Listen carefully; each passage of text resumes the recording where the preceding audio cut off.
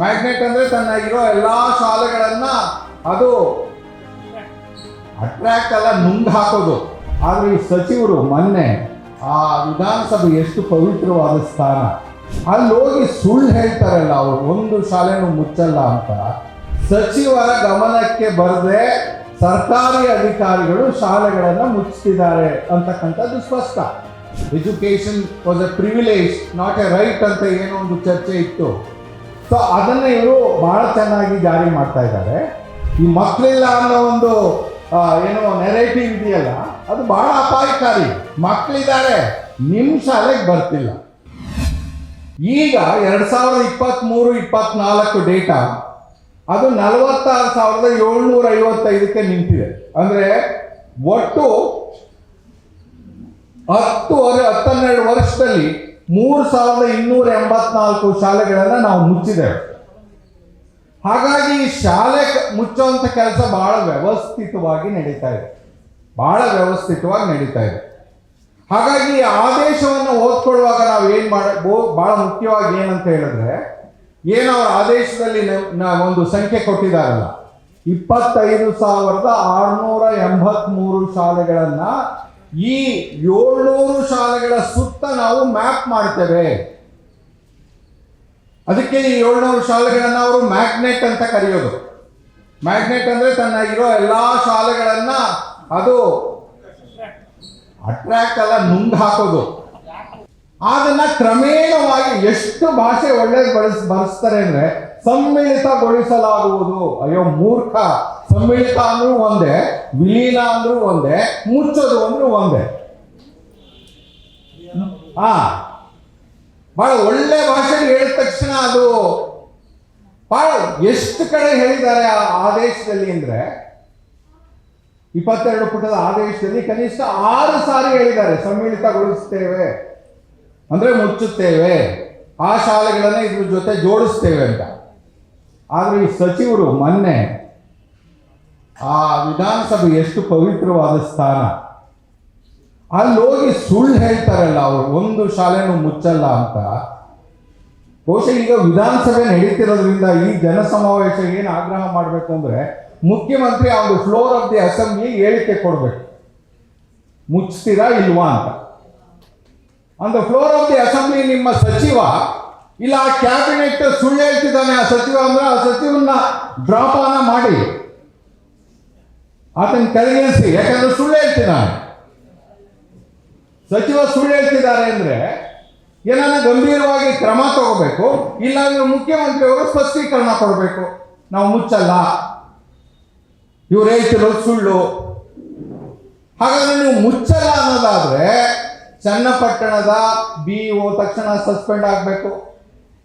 ಯಾಕಂದ್ರೆ 7 ಶಾಲೆನ ಮುಚ್ತೀನಿ ಅಂತ ಅವ್ರ ಆದೇಶ ಹೊರಡಿಸಿ ಈಗಾಗಲೇ ಶಿಕ್ಷಕರನ್ನ ಅಲ್ಲಿಗೆ ನಿಯೋಜನೆ ಮಾಡಿ ಅಲ್ಲಿದ್ದಂಥ ಬೆಂಚು ಕುರ್ಚಿ ಎಲ್ಲವನ್ನ ಅಲ್ಲಿಗೆ ಸಾಗಿಸ್ತಿದ್ದೀವಿ ಅಂತ ಅವ್ರ ಆದೇಶದಲ್ಲೇ ಹೇಳಿದ್ದಾರೆ, ಅವ್ರನ್ನ ಸಸ್ಪೆಂಡ್ ಮಾಡಬೇಕು. ಅಥವಾ ಚಿಕ್ಕಬಳ್ಳಾಪುರದಲ್ಲಿ ಏನು ಮ್ಯಾಪಿಂಗ್ ನಡೀತಾ ಇದೆ ಈ ಮ್ಯಾಗ್ನೆಟ್ ಶಾಲೆಗಳ ಸುತ್ತ, ಅವ್ರ ಮೇಲೆ ಕ್ರಮ ತಗೋಬೇಕು. ಚಿತ್ರದುರ್ಗದಲ್ಲಿ ಈಗಾಗಲೇ DDPಗಳು BOಗಳು ಶಾಲೆಗಳನ್ನ ಪಟ್ಟಿ ಮಾಡ್ತಿದ್ದಾರೆ, ಯಾವ ಮ್ಯಾಗ್ನೆಟ್ ಶಾಲೆಗೆ ಯಾವುದು ಸೇರಿಸಬೇಕು ಅಂತ. ಅವ್ರ ಮೇಲೆ ಏನಾದರೂ ಕ್ರಮ ತಗೋಬೇಕಲ್ವ, ನೀವು ಏನಾದರೂ ಕ್ರಮ ತಗೋಬೇಕಲ್ಲ. ಯಾಕಂದ್ರೆ ನೀವು ಹೇಳ್ತಿರೋದು ಸತ್ಯ ಅನ್ನೋದಾದ್ರೆ ಅದ್ರ ಅರ್ಥ ಏನಾಗುತ್ತೆ, ಸಚಿವರ ಗಮನಕ್ಕೆ ಬರದೆ ಸರ್ಕಾರಿ ಅಧಿಕಾರಿಗಳು ಶಾಲೆಗಳನ್ನು ಮುಚ್ಚುತ್ತಿದ್ದಾರೆ ಅಂತಕ್ಕಂಥದ್ದು ಸ್ಪಷ್ಟ. ಇದಕ್ಕೆ ದೊಡ್ಡ ಸಂಶೋಧನೆ ಬೇಕಾಗಿರೋದನ್ನ ವಿಶ್ಲೇಷಣೆ ಮಾಡಲಿಕ್ಕೆ. ಹಾಗಾದ್ರೆ ಯಾವ ಅಧಿಕಾರಿಗಳು ನಿಮಗೆ ಗೊತ್ತಿಲ್ಲದಂಗೆ ಅದನ್ನು ಮಾಡ್ತಿದ್ದಾರೋ ಅವ್ರ ಮೇಲೆ ಕ್ರಮನ ತೆಗೆದುಕೊಳ್ಳಿ, ಒಂದು ಸಂದೇಶ ಹೋಗ್ಲಿ. ಆದರೆ ಬಹಳ ವ್ಯವಸ್ಥಿತವಾಗಿ ನಾವು ಅರ್ಥ ಮಾಡ್ಕೋಬೇಕು, ಇವರು ಹೇಳ್ತಾ ಇರ್ತಕ್ಕಂಥದ್ದು ಸುಳ್ಳು. ಇದನ್ನ ನಾವು ಯಾವ ರೀತಿ ಅರ್ಥ ಮಾಡ್ಕೋಬೇಕು ಅಂದ್ರೆ, ಈ ಶಾಲೆ ಮುಚ್ಚೋ ವಿಚಾರ ಏನಿದೆಯಲ್ಲ ಇದು ನೆನ್ನೆ ಮೊನ್ನೆ ಬಂದಿದ್ದಲ್ಲ. ಅವರು ಬಂದಾಗಲಿಂದನೂ ಬಹಳ ವ್ಯವಸ್ಥಿತವಾಗಿ ಏನ್ ಹೇಳ್ತಿದ್ದಾರೆ ಅಂದ್ರೆ, ಒಂದು ಹಂತದಲ್ಲಿ ಅವ್ರು ಏನ್ ಹೇಳಿದ್ರು ಅಂದ್ರೆ, ಸರ್ಕಾರಿ ಶಾಲೆಗಳನ್ನ ನಾವು ಈ ದೊಡ್ಡ ದೊಡ್ಡ ಕಾರ್ಪೊರೇಟ್ ಶಾಲೆಗಳಿದೆಯಲ್ಲ, DPS Delhi public school, national public school, Narayan techno school, ಅವರಿಗೆ ವಹಿಸ್ಬಿಡ್ತೇವೆ. ನಮ್ದು ಭೂಮಿ ಮತ್ತು ಕಟ್ಟಡ ನಾವು ಕೊಡ್ತೇವೆ, ಇನ್ನು ಶಿಕ್ಷಕರು ಕರಿಕ್ಯುಲಮ್ನೆಲ್ಲ ಅವ್ರು ಮಾಡ್ತಾರೆ ಅಂತ ಬಂದಾಗಲೇ ಹೇಳಿದ್ರು. ಈ 6,000 ಶಾಲೆಗಳನ್ನ ಏನು ಮಾಡ್ತಿದ್ದಾರಲ್ಲ, ಅವರ ಮುಂದಿನ ಕಾರ್ಯಯೋಜನೆ ಏನಂತ ಹೇಳಿದ್ರೆ ಈ ಶಾಲೆಗಳನ್ನು ಅವರಿಗೆ ವಹಿಸ್ಕೊಡ್ತಕ್ಕಂಥದ್ದು. DPSಗೆ MPSಗೆ ಈ ಶಾಲೆಗಳನ್ನು ವಹಿಸ್ಕೊಟ್ಬಿಡ್ತಕ್ಕಂಥದ್ದು. ಅಂದರೆ ಭೂಮಿ ನಮ್ಮದು, ಕಟ್ಟಡ ನಮ್ಮದು, ಅವರು ಬರೀ ಕರಿಕ್ಯುಲಮ್ ಅನ್ನ ಮತ್ತೆ ಟೀಚರ್ಸ್ ಅನ್ನ ಅಪಾಯಿಂಟ್ ಮಾಡ್ಕೊಳ್ಳೋ ಜವಾಬ್ದಾರಿನ ಅವರು. ಅಂದ್ರೆ ಸಂಪೂರ್ಣವಾಗಿ ಶಿಕ್ಷಣವನ್ನ ಕಾರ್ಪೊರೇಟೀಕರಣ ಮಾಡ್ತಕ್ಕಂಥ ವ್ಯವಸ್ಥಿತವಾದಂಥ ಪ್ರಯತ್ನ. ಆಮೇಲೆ ಈ ಶಾಲೆ ಮುಚ್ಚೋದು ಇವತ್ತಲ್ಲ, ಮೇನಲ್ಲಿ ಟೀಚರ್ಸ್ ಟ್ರಾನ್ಸ್ಫರ್ ಪ್ರಾರಂಭ ಆದಾಗ ಕೌನ್ಸಿಲಿಂಗ್ ಮೂಲಕ ಏನು ಶಿಕ್ಷಕರನ್ನ ಕೊಡಬೇಕಾಗಿತ್ತು, ಯಾವ ಶಾಲೆಗಳಲ್ಲಿ ಮಕ್ಕಳ ಸಂಖ್ಯೆ 25-25ಕ್ಕಿಂತ ಕಡಿಮೆ ಇದೆಯೋ ಆ ವೇಕೆನ್ಸಿನ ಆ ಕೌನ್ಸಿಲಿಂಗ್ ಅಲ್ಲಿ ತೋರಿಸೇ ಇಲ್ಲ, ಬ್ಲಾಕ್ ಮಾಡಿದ್ದಾರೆ ಆ ವೇಕೆನ್ಸಿಯನ್ನ. ಆ ವೇಕೆನ್ಸಿಯನ್ನ ಬ್ಲಾಕ್ ಮಾಡೋದ್ರ ಮೂಲಕ 25ಕ್ಕಿಂತ ಕಡಿಮೆ ಇರ್ತಕ್ಕಂಥ ಶಾಲೆಗಳನ್ನ ನಾವು ಮುಚ್ತೇವೆ ಅಂತಕ್ಕಂಥ ಸಂದೇಶವನ್ನ ಅವರು ಜೂನ್ನಲ್ಲೇ ಕೊಟ್ಟಿದ್ದಾರೆ, ಬ್ಲಾಕ್ ಮಾಡಿದ್ದಾರೆ ಕೌನ್ಸಿಲಿಂಗ್ನ. ಅಂದ್ರೆ ಬಹಳ ಮುಖ್ಯವಾಗಿ ನಾವು ಅರ್ಥ ಮಾಡ್ಕೋಬೇಕಾದ್ದು ಏನಂತ ಹೇಳಿದ್ರೆ, ಈ ಶಾಲೆಗಳನ್ನ ಮುಚ್ಚೋ ಒಂದು ಕಾರ್ಯಕ್ರಮ ಏನಿದೆ ಇದು ಸರ್ಕಾರದ ಒಂದು ನೀತಿ ಆಗಿದೆ. ಯಾವಾಗ 2013ರಲ್ಲಿ ಬಹಳ ದೊಡ್ಡ ಮಟ್ಟದಲ್ಲಿ ಅದನ್ನ PIL ಹಾಕಿ ಹೈಕೋರ್ಟ್ಗೆ ಅದನ್ನ ತೆಗೆದುಕೊಂಡು ಹೋದಾಗ ಅವರು ಎಚ್ಚೆತ್ಕೊಂಡ್ಬಿಟ್ಟಿದ್ದಾರೆ. ಇವ್ರಿಗೆ ಡೇಟಾ ಕೊಟ್ರೆ ಹೇಳಿ ಮುಚ್ಚಿದ್ರೆ ಇವ್ರು ಗಲಾಟೆ ಮಾಡ್ತಾರೆ. ನಾವು ಇವ್ರಿಗೆ ಹೇಳ್ದಂಗೆ ಬಹಳ ವ್ಯವಸ್ಥಿತವಾಗಿ ಮುಚ್ತೇವೆ ಅಂತ ಅದು ಬಹಳ ಸ್ಪಷ್ಟವಾಗಿ ಅವರ ಡೇಟಾದಲ್ಲಿ ಕಾಣುತ್ತೆ. 2010ರಿಂದ ಇಲ್ಲಿಯವರೆಗೆ ಸುಮಾರು 3,500 ಶಾಲೆಗಳೇನು ಮುಚ್ಚಿದ್ದಾರೆ ಅದನ್ನ ಜನರಿಗೆ ಗೊತ್ತಾಗದ ರೀತಿಯಲ್ಲಿ ಗೌಪ್ಯವಾಗಿ ಮುಚ್ಚಿದ್ದಾರೆ. ಸೊ ಇದೊಂದು ವ್ಯವಸ್ಥಿತವಾದಂಥ ಕಾರ್ಯಕ್ರಮ. ಇದು ಒಂದು ಭಾಗ. ಅಂದ್ರೆ ರಾಷ್ಟ್ರೀಯ ಶಿಕ್ಷಣ ನೀತಿ ಏನು ಹೇಳಿತ್ತು ಪ್ಯಾರಾ 7ರಿಂದ 7.3ರಲ್ಲಿ ಅವರು ಮಾದರಿ ಶಾಲೆ ಅಂತ ಹೇಳಿದ್ರು, ಇವರು ಮ್ಯಾಗ್ನೆಟ್ ಶಾಲೆ ಅಂತ ಹೇಳಿ, ಅಷ್ಟೇ ವ್ಯತ್ಯಾಸ. ಮಾದರಿ ಶಾಲೆಗೆ ನಾವೆಲ್ಲವನ್ನು ಮುಚ್ಚುತ್ತೇವೆ ಅಂತ ಅವ್ರು ಹೇಳಿದ್ರು, ಇವರು ಮ್ಯಾಗ್ನೆಟ್ ಶಾಲೆ. ಇನ್ನೊಂದು ಈ ಆದೇಶದಲ್ಲಿ ಇರ್ತಕ್ಕಂಥ ಬಹಳ ದೊಡ್ಡ ಅಪಾಯ ಏನಂತ ಹೇಳಿದ್ರೆ, ರಾಷ್ಟ್ರೀಯ ಶಿಕ್ಷಣ ನೀತಿಯಲ್ಲಿ ಬಹಳ ಪ್ರಬಲವಾಗಿ ವಿರೋಧಿಸಿದಂಥ ಒಂದು ಅಂಶ,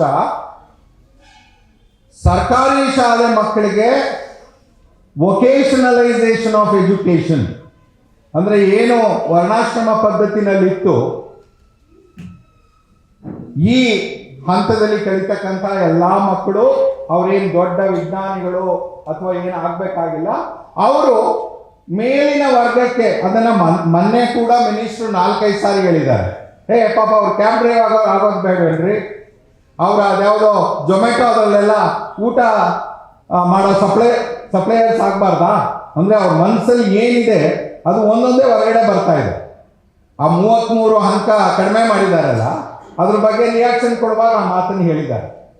ಅಂದ್ರೆ ವೊಕೇಶನಲೈಸೇಷನ್ ಆಫ್ ಎಜುಕೇಶನ್ ಇಂದನೇ ಭಾರತದಲ್ಲಿ ರಾಷ್ಟ್ರೀಯ ಶಿಕ್ಷಣ ನೀತಿ ಬಹಳ ದೊಡ್ಡ ವಿರೋಧವನ್ನ ಎದುರಿಸಿದ್ದು. ಯಾಕಂದ್ರೆ ಅದು ಸಂವಿಧಾನವನ್ನ ಬುಡಮೇಲ್ ಮಾಡಿ, it's a tool kit for completely bulldozing the constitution. NEP is a tool kit. So ಅದನ್ನ ಇವ್ರು ಹೆಂಗ್ ತಂದಿದ್ದಾರೆ ಅಂದ್ರೆ, ಈ ಆದೇಶದಲ್ಲಿ ಹೇಳಿದ್ದಾರೆ 6ನೇ ತರಗತಿಯಿಂದ ನಾವು ವೊಕೇಶನಲೈಸೇಷನ್ ಆಫ್ ಎಜುಕೇಶನ್ ಅನ್ನ ಇಂಟ್ರೊಡ್ಯೂಸ್ ಮಾಡ್ತೇವೆ. ಅಷ್ಟು ಮಾತ್ರ ಅಲ್ಲ, 10-12ನೇ ತರಗತಿಲಿ ಮಕ್ಕಳು ಎಕ್ಸಿಟ್ ಆಗ್ಲಿಕ್ಕೆ ಅವಕಾಶವನ್ನ ಕಲ್ಪಿಸ್ಕೊಡ್ತೇವೆ, ನಿರ್ಗಮಿಸಬಹುದು ಅವರು.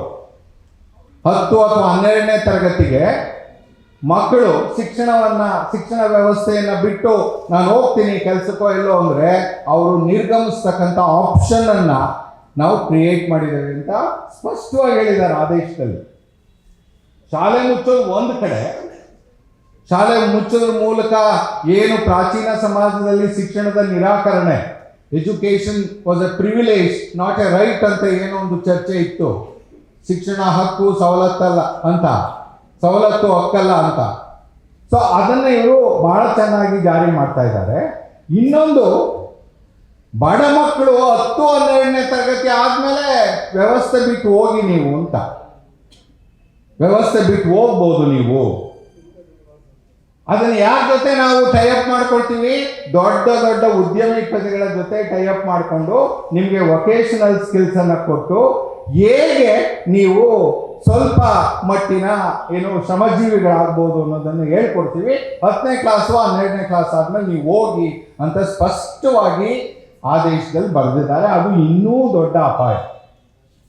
ಅಂದ್ರೆ ಒಂದು ಗುಣಮಟ್ಟದ ಶಿಕ್ಷಣವನ್ನ ಮಕ್ಕಳಿಗೆ ನಿರಾಕರಣೆ ಮಾಡೋದು, ಇನ್ನೊಂದು ಚೂರು ವ್ಯವಸ್ಥೆಯಲ್ಲಿ ಉಳಿದಂತ ಮಕ್ಕಳಿಗೂ ಕೂಡ ಗುಣಮಟ್ಟದ ಶಿಕ್ಷಣವನ್ನ ಕೊಡದೆ ಅವನಿಗೆ ಬೇಕಾದಂತ ಸ್ಕಿಲ್ ಅನ್ನ ಕೊಡ್ತೀವಿ ಅಂತ ಹೇಳಿ ಅವನನ್ನು ಕೂಡ 10-12ನೇ ತರಗತಿನಲ್ಲಿ ಹೊರದಬ್ಬೋದು. ಬಹುಶಃ ಇದು ಅತ್ಯಂತ ವ್ಯವಸ್ಥಿತವಾದಂಥ ಪಿತೂರಿ. ಬಹುಶಃ ಸಾಮಾಜಿಕ ನ್ಯಾಯ, ಸಮಾನತೆ, ಸಂವಿಧಾನ ಮಾತಾಡೋರು ಇಷ್ಟು ವ್ಯವಸ್ಥಿತವಾಗಿ ಪಿತೂರಿ ಮಾಡ್ತಾರೆ ಅಂದ್ರೆ ಸರ್, ಸಿದ್ದರಾಮಯ್ಯ ಸರ್ ಸಂವಿಧಾನವನ್ನು ಹೇಳ್ಕೊಳ್ತಾನೆ. ಈ ಸಂವಿಧಾನ ವಿರೋಧಿ ಕೃತ್ಯಗಳಿದೆಯಲ್ಲ, ಇದು ಬಹಳ ಅಪಾಯಕಾರಿ. ಅದನ್ನ ನಾವು ಬಹಳ ಗಂಭೀರವಾಗಿ ಯೋಚನೆ ಮಾಡ್ತೀವಿ. ಇನ್ನು ಅವರ ಪ್ರಶ್ನೆ, ಯಾಕೆ ಸರ್ಕಾರಿ ಶಾಲೆ ಮುಚ್ತಾ ಇದೀವಿ ಅಂದ್ರೆ ಸರ್ಕಾರಿ ಶಾಲೆಗೆ ಮಕ್ಕಳು ಬರ್ತಾ ಇಲ್ಲ ಅಂತ. ಅವ್ರು ಯಾವತ್ತಾದ್ರೂ ಯಾಕೆ ಸರ್ಕಾರಿ ಶಾಲೆಗೆ ಮಕ್ಕಳು ಬರ್ತಿಲ್ಲ ಅಂತ ಕೇಳ್ಕೊಂಡಿದ್ದಾರ? ಯಾವತ್ತಾದ್ರೂ ಸರ್ಕಾರಿ ಶಾಲೆಗೆ ಮಕ್ಕಳು ಬರದೇ ಇರೋದು ತಂದೆ ತಾಯಿಗಳಿಗೆ ಸರ್ಕಾರಿ ಶಾಲೆ ಬೇಡ ಅಂತ ಅಲ್ಲ. ಆ ಸರ್ಕಾರಿ ಶಾಲೆಯಲ್ಲಿ ಕನಿಷ್ಠ ಸೌಲಭ್ಯಗಳಾದ್ರೂ ಇರ್ಬೇಕಲ್ಲ. ಕನಿಷ್ಠ ರಾಜಶೇಖರ್ ಹೇಳ್ತಿದ್ರಲ್ಲ, ಕರ್ನಾಟಕ ರಾಜ್ಯದಲ್ಲಿ 2024-25ರಲ್ಲಿ ಸ್ಯಾಂಕ್ಷನ್ ಪೋಸ್ಟ್ ಇಡೀ ರಾಜ್ಯದಲ್ಲಿ ಯಾವುದು ಎಲಿಮೆಂಟರಿ ಎಜುಕೇಶನ್ 1ರಿಂದ 8 ಸ್ಯಾಂಕ್ಷನ್ ಪೋಸ್ಟ್ ಇರೋದು 1,38,353. ಅದರಲ್ಲಿ ಖಾಲಿ ಇರೋದು 50,388. ಅಂದ್ರೆ ಆಲ್ಮೋಸ್ಟ್ 1/3, ಮೋರ್ ದೆನ್ 1/3 ಖಾಲಿ ಇದೆ. ಹೈಸ್ಕೂಲ್ನಲ್ಲಿ ಸ್ಯಾಂಕ್ಷನ್ ಪೋಸ್ಟ್ ಇರೋದು 36,741. ಅದರಲ್ಲಿ 12,262 ಖಾಲಿ ಇದೆ. ಒಟ್ಟು ರಾಜ್ಯದಲ್ಲಿ ಪ್ರಾಥಮಿಕ ಪ್ರೌಢ ಶಿಕ್ಷಣದಲ್ಲಿ ಖಾಲಿ ಇರ್ತಕ್ಕಂಥ ಒಟ್ಟು ಹುದ್ದೆಗಳ ಸಂಖ್ಯೆ 63,650. ಅದನ್ನ 1,38,000ಕ್ಕೆ ಲೆಕ್ಕ ಹಾಕಿ ನೋಡಿದ್ರೆ ಮೋರ್ ದೆನ್ 50%, 50%ಗಿಂತ ಜಾಸ್ತಿ. ಹೇಳಿ, ಯಾರಾದರೂ ಶಾಲೆ ಕಳಿಸ್ತಾರ ಮಕ್ಕಳನ್ನ ಸರ್ಕಾರಿ ಶಾಲೆಗೆ? ಇಷ್ಟು ದೊಡ್ಡ ಮಟ್ಟದ ಹುದ್ದೆಗಳನ್ನು ನೀವು ಖಾಲಿ ಇಟ್ಕೊಂಡಿದ್ರೆ ಯಾರು ಕಳಿಸ್ತಾರೆ? ಇದು ಒಂದು ಅಂಶ. ಎರಡನೇದು, ಸರ್ಕಾರಿ ಶಾಲೆಗೆ ನಾವು ಮೊದಲಿಂದಲೂ ಕೇಳ್ತಾ ಇರೋದು ಕನಿಷ್ಠ ಮೂಲಭೂತ ಸೌಕರ್ಯ. ಕನಿಷ್ಠ, ನಾಟ್ ಮ್ಯಾಕ್ಸಿಮಮ್. ಗರಿಷ್ಠ ಅಲ್ಲ, ಕನಿಷ್ಠ. ಆ ಕನಿಷ್ಠ ಮೂಲಭೂತ ಸೌಕರ್ಯವನ್ನ ಶಿಕ್ಷಣ ಹಕ್ಕು ಕಾಯ್ದೆಯಲ್ಲಿ ಬರೆದಿದ್ದೇವೆ, ಕಾನೂನಾಗಿದೆ ಅದು. ಶಿಕ್ಷಣ ಹಕ್ಕು ಕಾಯ್ದೆಯಲ್ಲಿ ಮೊಟ್ಟ ಮೊದಲ ಬಾರಿಗೆ 2009ರಲ್ಲಿ ಶಾಲೆ ಅನ್ನೋದನ್ನ ಡಿಫೈನ್ ಮಾಡಿದ್ದಾರೆ, ಶಾಲೆ ಅನ್ನೋದನ್ನ ವ್ಯಾಖ್ಯಾನ ಮಾಡಿದ್ದಾರೆ. ಶಾಲೆ ಅಂದ್ರೆ ಈ ಎಲ್ಲಾ ಸೌಲಭ್ಯಗಳಿದ್ರೆ ಮಾತ್ರ ಅದು ಶಾಲೆ, ಇಲ್ಲದ್ರೆ ಶಾಲೆ ಅಲ್ಲ. ಯಾವ ಈ 9 ಸೌಲಭ್ಯಗಳನ್ನು ನಾವು ಡಿಫೈನ್ ಮಾಡಿರೋದು? ಕನಿಷ್ಠ 2 ಶಿಕ್ಷಕರು ಇರಬೇಕು, ಕನಿಷ್ಠ 2 ತರಗತಿ ಕೋಣೆ ಇರಬೇಕು, ಶೌಚಾಲಯ ಇರಬೇಕು ಹೆಣ್ಮಕ್ಳಿಗೆ ಗಂಡು ಮಕ್ಕಳಿಗೆ, ಶುದ್ಧ ಕುಡಿಯೋ ನೀರು ಇರಬೇಕು, ವಿದ್ಯುತ್ ಶಕ್ತಿ ಇರಬೇಕು, ಆಟದ ಮೈದಾನ ಇರಬೇಕು, ಕಾಂಪೌಂಡ್ ವಾಲ್ ಇರಬೇಕು. ಇದ್ರ ಜೊತೆಗೆ ಪ್ರತಿ ತರಗತಿಗೆ, ಸ್ಕೂಲ್ಗಲ್ಲ, ಪ್ರತಿ ತರಗತಿಗೆ ಸಾಕಷ್ಟು ಪಾಠೋಪಕರಣ ಪೀಠೋಪಕರಣ ಇರಬೇಕು. ಪ್ರತಿ ತರಗತಿಗೆ ಸಾಕಷ್ಟು ಕ್ರೀಡಾ ತರಗತಿಗಿದು, ಸ್ಕೂಲ್ಗಲ್ಲ. ಒಟ್ಟು 13 ಸೌಲಭ್ಯ. ಎಷ್ಟು? 13 ಸೌಲಭ್ಯದಲ್ಲಿ ಕರ್ನಾಟಕ ಮೊನ್ನೆ ಸಂಸತ್ತಲ್ಲಿ ಉತ್ತರ ಕೊಟ್ಟಿದ್ದಾರೆ. ಮತ್ತೆ ಕಾಂಪ್ಲೈನ್ಸ್ ಆಫ್ RTE ಎಷ್ಟು ಅನುಪಾಲನೆ ಆಗಿದೆ ದೇಶದಲ್ಲಿ, ರಾಜ್ಯದಲ್ಲಿ ಎಷ್ಟು ಅನುಪಾಲನೆ ಆಗಿದೆ ಅಂತ ಹೇಳಿದ್ದಾರೆ. ದೇಶದಲ್ಲಿ RTE ಅನುಪಾಲನೆ ಆಗಿರೋದು ಕಳೆದ 15 ವರ್ಷದಲ್ಲಿ 25.5. ಅಂದ್ರೆ 100 ಶಾಲೆಗಳನ್ನ ನೀವು ತೆಗೆದುಕೊಂಡ್ರೆ ಈ ಎಲ್ಲಾ ಸೌಲಭ್ಯಗಳಿರ್ತಕ್ಕಂಥ ಶಾಲೆಗಳ ಸಂಖ್ಯೆ 25. ಕರ್ನಾಟಕದಲ್ಲಿ ನೀವು 100 ಶಾಲೆಗಳನ್ನ ತೆಗೆದುಕೊಂಡ್ರೆ ಎಲ್ಲ ಸೌಲಭ್ಯಗಳಿರ್ತಕ್ಕಂಥದ್ದು, ಕಾಂಪ್ಲೈನ್ಸ್ ಇರ್ತಕ್ಕಂಥ ಶಾಲೆಗಳು 23. ಇನ್ನು 77 ಶಾಲೆಗಳಲ್ಲಿ 1 ಇರ್ಬೋದು, 2 ಇರ್ಬೋದು, 3 ಇರ್ಬೋದು. ಏನ್ ಹೇಳ್ತಾರೆ ಸಚಿವರು? ಯಾಕೆ ಬರ್ತಾ ಇಲ್ಲ ಮಕ್ಕಳು? ಇದು ಗೊತ್ತಾ ಅವ್ರಿಗೆ? ಹೋಗ್ಲಿ ಅವರಿಗೆ ಶಿಕ್ಷಣ ಹಕ್ಕು ಕಾಯ್ದೆ ಅಂತ ಒಂದು ಇದೆ ಅನ್ನೋದಾದ್ರೂ ಗೊತ್ತಾ ಆ ಸಚಿವರಿಗೆ? ಯಾಕೆಂದ್ರೆ ಬಂದಾಗಲಿಂದ ಈ ಸರ್ಕಾರ ಬಹಳ ಗಂಭೀರವಾಗಿ ನಾನು ನೋಡ್ತಿದ್ದೀನಿ, ಒಂದು ದಿವಸ ಆ ಮಂತ್ರಿಯ ಬಾಯಲ್ಲಿ ಶಿಕ್ಷಣ ಹಕ್ಕು ಕಾಯ್ದೆ ಅಂತ ಬಂದಿಲ್ಲ ಇಲ್ಲಿವರೆಗೂ. ಅಕಸ್ಮಾತ್ ಏನಾರ ಬಂದಿದ್ರೆ ನಾನು ಕ್ಷಮೆ ಕೇಳ್ತೀನಿ. ಇಲ್ಲಿವರೆಗೆ ಅಂದ್ರೆ ನೀವು ತಂದಿರೋ ಕಾಯ್ದೆನ ನೀನೇ ಅನುಷ್ಠಾನ ಮಾಡಲ್ಲ ಅಂತ ಹೇಳಿದ್ರೆ ಅವ್ರು ಬಿಡಿ 14 ವರ್ಷದಿಂದ ಡಿರೈಲ್ ಮಾಡಿದ್ರು ಸಂಪೂರ್ಣವಾಗಿ. ಶಿಕ್ಷಣ ಹಕ್ಕು ಕಾಯ್ದೆ ಪ್ರಸ್ತಾವನೆ ಈವನ್ ರಾಷ್ಟ್ರೀಯ ಶಿಕ್ಷಣ ನೀತಿನಲ್ಲೂ ಇಲ್ಲ. ನೋಡಿ, ಒಂದು ಸಂವಿಧಾನಬದ್ಧ ಕಾಯ್ದೆನ ನಾವು ಎಷ್ಟು ಹಳ್ಳ ಹತ್ತಿಸ್ತೀವಿ ಅನ್ನೋದಕ್ಕೆ ಇದು ಬಹಳ ಉದಾಹರಣೆ. ಹೋಗ್ಲಿ, ಅವ್ರಂಗೆ ಮಾಡಿದ್ರೆ ನಿಮ್ಮ ಹತ್ರ ಏನಾದರೂ ನೀಲಿ ನಕಾಶೆ ಇದೆಯಾ? ರೈಟ್ ಟು ಎಜುಕೇಶನ್ ಆಕ್ಟ್ ಅನ್ನ ವ್ಯವಸ್ಥಿತವಾಗಿ ಇಂಪ್ಲಿಮೆಂಟ್ ಮಾಡ್ಲಿಕ್ಕೆ ನಿಮ್ಮ ಹತ್ರ ಒಂದು ರೋಡ್ ಮ್ಯಾಪ್ ಇದೆಯಾ? ಇನ್ನು ಹೇಗೆ ಸರ್ಕಾರಿ ಶಾಲೆಗಳು ಗಟ್ಟಿ ಆಗುತ್ತೆ? ಹೋಗ್ಲಿ, ಇದೆಲ್ಲ ಅಧ್ಯಯನ ಮಾಡಿ ನೀವೇ ಮಾಡಿದ್ರಿ. ಶಿಕ್ಷಣ ನೀತಿ ರಿಜೆಕ್ಟ್ ಮಾಡೋಣ, ಒಂದು ಹೊಸ ರಾಜ್ಯ ಶಿಕ್ಷಣ ನೀತಿ ಅಂತ ಆಯ್ತು. 2.5 ವರ್ಷ ಇವೆಲ್ಲ ಅಧ್ಯಯನ ಮಾಡಿ ಸಣ್ಣ ಶಾಲೆಗಳಿಗೆ ಹೋಗಿ ಯಾಕೆ ಮಕ್ಕಳು ಬರ್ತಾ ಇಲ್ಲ, ಯಾಕೆ ಸರ್ಕಾರಿ ಶಾಲೆಗೆ ಮಕ್ಕಳು ನಿಮ್ಗೆ ಆಶ್ಚರ್ಯ ಆಗುತ್ತೆ. ನಾವು ಆಯೋಗದ ಭಾಗವಾಗಿ 4 ವಿಭಾಗಕ್ಕೆ ಹೋಗಿ ಸಣ್ಣ ಶಾಲೆಗಳನ್ನ ಭೇಟಿ ಮಾಡಿದಾಗ ಆ ಊರಲ್ಲಿ ಮಕ್ಕಳಿದ್ದಾರೆ, ಆದ್ರೆ ಅವರು ಈ ಶಾಲೆಗೆ ಬರ್ತಾ ಇಲ್ಲ. ನಾವು ಕಂಡ್ಕೊಂಡಿದ್ದೇನಂತ ಹೇಳಿದ್ರೆ 100 ಮಕ್ಕಳಿದ್ರೆ ಒಂದು 20 ಮಕ್ಕಳು ಸರ್ಕಾರಿ ಶಾಲೆಗೆ ಬರ್ತಾರೆ, ಇನ್ನು 80 ಮಕ್ಕಳು ಖಾಸಗಿ ಶಾಲೆಗೆ ಹೋಗ್ತಾರೆ ಅದೇ ಊರಲ್ಲಿ.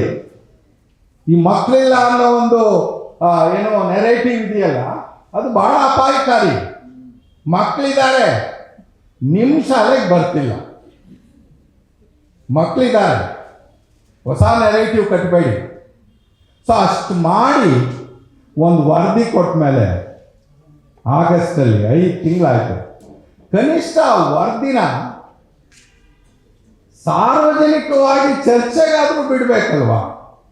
ಅನುಷ್ಠಾನ ಮಾಡೋದು ಬಿಡಿ, ಬೇಡ. ಅಕಸ್ಮಾತು ನಿಮ್ಗೇನಾದ್ರೂ ವರದಿನಲ್ಲಿ ತಕರಾರಿದ್ರೆ ಸಾರ್ವಜನಿಕವಾಗಿ ಚರ್ಚೆಗೆ ಬಿಡಿ, ಸಾರ್ವಜನಿಕರು ಚರ್ಚೆ ಮಾಡಲಿ. ರಾಷ್ಟ್ರೀಯ ಶಿಕ್ಷಣ ನೀತಿನ ಧಿಕ್ಕರಿಸಿದ್ರಿ, ರಾಜ್ಯ ಶಿಕ್ಷಣ ನೀತಿ ರೂಪಿಸ್ಕೊಂಡಿದ್ದೀರಿ, ಅದರಲ್ಲಿ ಏನಾದರೂ ನಿಮ್ಗೆ ತಕರಾರಿದ್ರೆ ಚರ್ಚೆಗೆ ಬಿಡಿ, ಜನ ಚರ್ಚೆ ಮಾಡಲಿ. ಅದನ್ನೂ ಮಾಡಲ್ಲ ನಾವು ಅಂದ್ರೆ ಬಹುಶಃ ಏನೋ ಬಹಳ ದೊಡ್ಡ ಪಿತೂರಿ ಇದೆ ಈ ಸರ್ಕಾರದಲ್ಲಿ. ಏನ್ ಪಿತೂರಿ ನನಗೂ ಅರ್ಥ ಆಗಲ್ಲ. ರಾಜಕೀಯವಾಗಿ ನಾನು ಅಷ್ಟು ಜಾಣ ಅಲ್ಲ, ಆದ್ರೆ ಒಂದು ದೊಡ್ಡ ಪಿತೂರಿ. ಯಾಕಂದ್ರೆ ಅದನ್ನ ತಿರಸ್ಕರಿಸಿದಿರಿ, ಇದನ್ನ ಮಾಡಿದಿರಿ, ಆದ್ರೆ ಅದನ್ನ ಬಹಳ ಎಷ್ಟು ಏನೋ ಅಚ್ಚುಕಟ್ಟಾಗಿ ಜಾರಿ ಮಾಡ್ತಿದ್ದೀರಾ ಅಂದ್ರೆ ರಾಷ್ಟ್ರೀಯ ಶಿಕ್ಷಣ ನೀತಿಯನ್ನ. ಅದು ಫೌಂಡೇಶನ್ ಲರ್ನಿಂಗ್ ಇರ್ಬೋದು, ಅಥವಾ ಇದಿರ್ಬೋದು, ಟೀಚರ್ ಎಜುಕೇಶನ್ ಇರ್ಬೋದು, ಎಲ್ಲ ಹೇಳ್ತಾ ಹೋದ್ರೆ ಆಲ್ಮೋಸ್ಟ್ ಎಲ್ಲವನ್ನೂ ಕೂಡ ಜಾರಿ ಮಾಡ್ತಾ ಇದ್ದೇವೆ.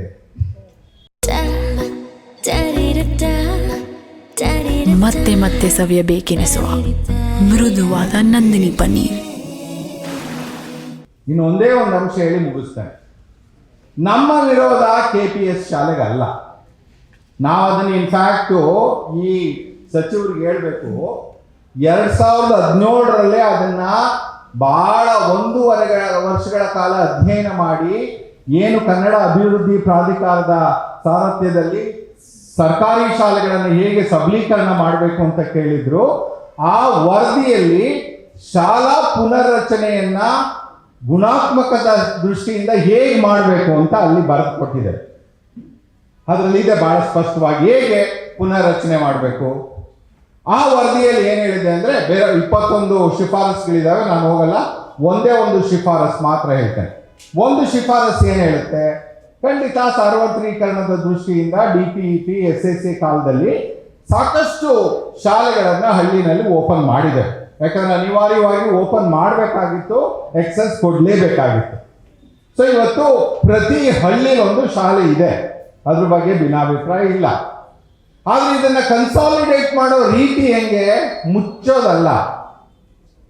ಅದನ್ನ ಇವತ್ತಿನ ಕಾಂಟೆಕ್ಸ್ಟ್ ಅಲ್ಲಿ ಹೇಗೆ ಕನ್ಸಾಲಿಡೇಟ್ ಮಾಡಬೇಕು ಅಂತ ರಿಪೋರ್ಟ್ ಹೇಳಿದೆ ಅಂದ್ರೆ, 1ರಿಂದ 4ನೇ ತರಗತಿಯನ್ನ ಆಯಾ ಹಳ್ಳಿ ಆಡಿ ಹಟ್ಟಿಯಲ್ಲೇ ಉಳಿಸ್ಕೋಬೇಕು. ಅದಕ್ಕೆ ಪೂರ್ವ ಪ್ರಾಥಮಿಕ ಶಿಕ್ಷಣವನ್ನ ಸೇರ್ಪಡೆ ಮಾಡ್ಕೋಬೇಕು. ಸೊ ಪೂರ್ವ ಪ್ರಾಥಮಿಕದಿಂದ 4ನೇ ತರಗತಿವರೆಗೆ ಅದು ಬುನಾದಿ ಶಿಕ್ಷಣ ಆಗ್ಬೇಕು. ಏನ್ ನೀವು ಫೌಂಡೇಶನ್ ಅಂತ ಈಗ ಹೇಳಿದ್ರಲ್ಲ, ಅದನ್ನ 2017ರಲ್ಲೇ ಅದರಲ್ಲಿ ಡಿಸ್ಕಸ್ ಮಾಡಿದೆ. ಸೊ ಅದು ಒಂದು ರೀತಿ ಸಿದ್ಧತೆ ಆಗ್ಬೇಕು ಮಕ್ಕಳಿಗೆ. ಆಮೇಲೆ ಆ ವಯಸ್ಸಲ್ಲಿ ಮಕ್ಕಳು ಬರೀ ಶಾಲೆಯಿಂದ ಕಲಿಯಲ್ಲ, ಸಮುದಾಯದಿಂದ ಕಲಿತಾರೆ, ತನ್ನ ಸ್ನೇಹಿತರಿಂದ ಕಲಿತಾರೆ, ಕುಟುಂಬದಿಂದ ಕಲಿತಾರೆ. ಸೊ ಶಾಲೆಯ ಕಲ್ಪನೆ ಏನಿದೆ ಅದು ಸಮಾಜಕ್ಕೆ ವಿಸ್ತಾರ ಆಗಿರುತ್ತೆ.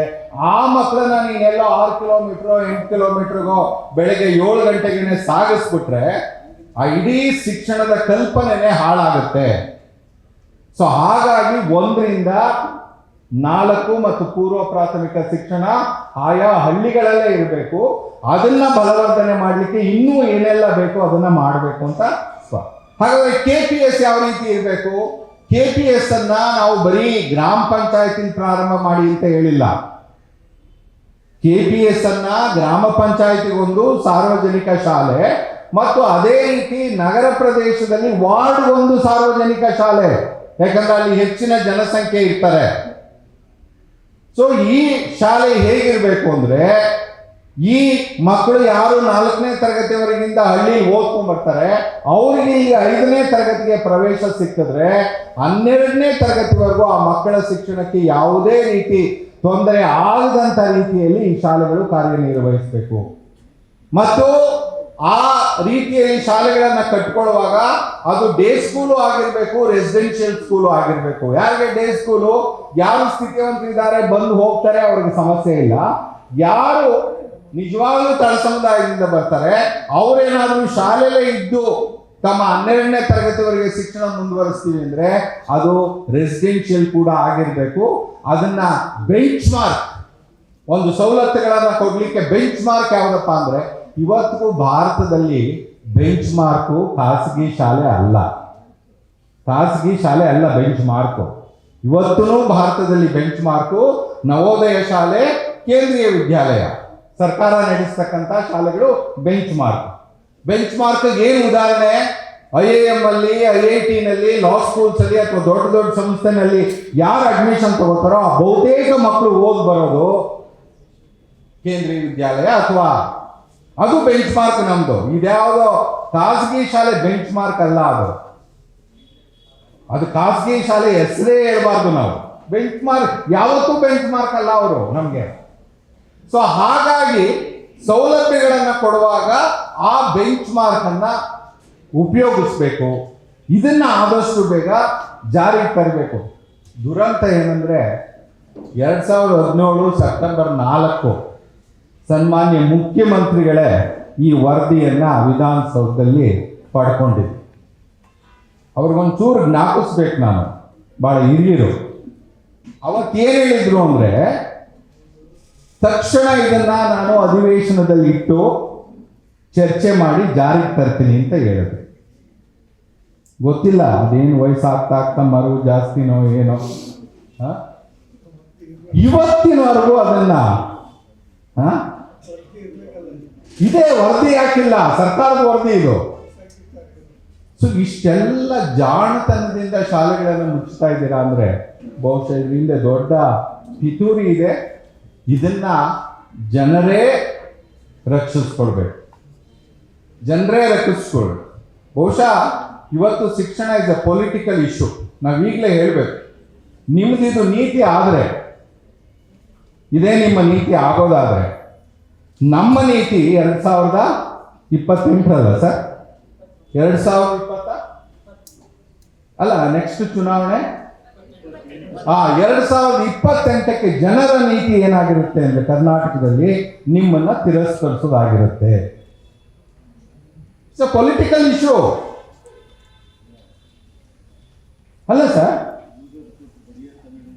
ಅಲ್ಲ, ಬಹಳ ಸರಳ ಇದು. ನೋಡಿ, ಆ ಮಿನಿಸ್ಟ್ರು ನನ್ನ ರಕ್ತದಲ್ಲಿ ಕನ್ನಡ ಅಂತಾರೆ, ಕನ್ನಡ ಶಾಲೆ ಮುಚ್ತಾರೆ. ಸೊ ಹಾಗಾಗಿ ಬಹಳ ಗಂಭೀರವಾಗಿ ಆಲೋಚನೆ ಮಾಡಬೇಕು. ಬಹುಶಃ ಜನ ಸಮಾವೇಶವನ್ನ ಮಾಡಿರೋದು ಬಹಳ ಒಂದು